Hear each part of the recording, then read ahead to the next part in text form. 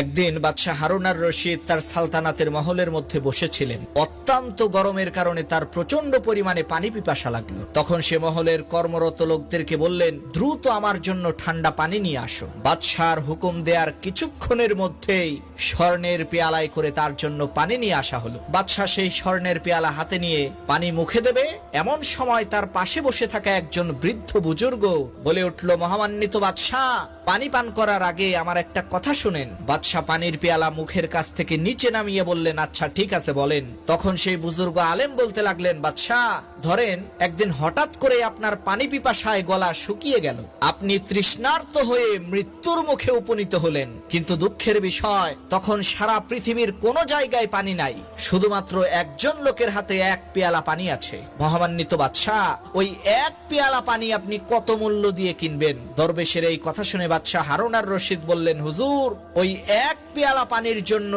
আমি আমার অর্ধেক সালতানাত তাকে দিয়ে দেব, কেননা যে কোনো মূল্যেই হোক আমার ওই তৃষ্ণা মেটাতেই হবে। বাদশার এই কথা শুনে আলেম সাহেব মাথা ঝুঁকিয়ে বললেন, আচ্ছা ঠিক আছে, ধরেন ওই পানি পান করে আপনার পিপাসা নিবারণ করলেন। এরপর হঠাৎ করে আপনার পেশাব বন্ধ হয়ে গেল, পেশাব না করতে পেরে আপনি কাতা কবুতরের মতো ছটফট করছেন। এমন সময় একজন কবিরাজ আসলো, যার কাছে এই রোগের ঔষধ আছে। মহামান্বিত বাদশাহ, ওই ঔষধ কেনার জন্য ওই কবিরাজকে আপনি কি দিবেন? তখন বাদশাহ হারুন আর রশিদ বলল, হুজুর, আমার বাকি যে অর্ধেক সালতানাত ছিল, সেই অর্ধেক সালতানাত আমি ওই কবিরাজকে দিয়ে দেব ওই ঔষধটা ব্যবহার করার জন্য। বাদশার এই কথা শুনে সেই বুজুর্গ আলেম সাহেব মুস্কি হাসি দিয়ে বললেন, মহামান্বিত বাদশাহ, আপনার এই বিশাল সাম্রাজ্য এক পেয়ালা পানি পান করা এবং সেটাকে বের করার সমতুল্য। তাহলে চিন্তা করে দেখেন, আল্লাহ তাআলা আপনাকে জীবনে হাজারো লাখো বার পানি পান করিয়েছে, আল্লাহ তাআলার কত নিয়ামত আপনি ব্যবহার করেছেন।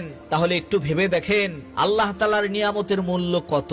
প্রিয় বন্ধুগণ, এই আলেম সাহেব বাদশাহ হারুন আর রশিদকে অন্য সময়ও কিন্তু এই কথাগুলো বলতে পারত, কিন্তু তিনি বলেন নাই, কারণ তিনি ওই সঠিক সময়ের অপেক্ষা করেছেন কখন বাদশাহ হারুন আর রশিদ পিপাসার্ত হবেন, তৃষ্ণার্ত হবেন। কারণ ক্ষুধার্ত না হলে তো ক্ষুধার মর্ম বোঝাই যায় না। তাই আমরা যখন মানুষকে ইসলামের দাওয়াত দেব, সঠিক সময়ের অপেক্ষা করব, তাড়াহুড়ো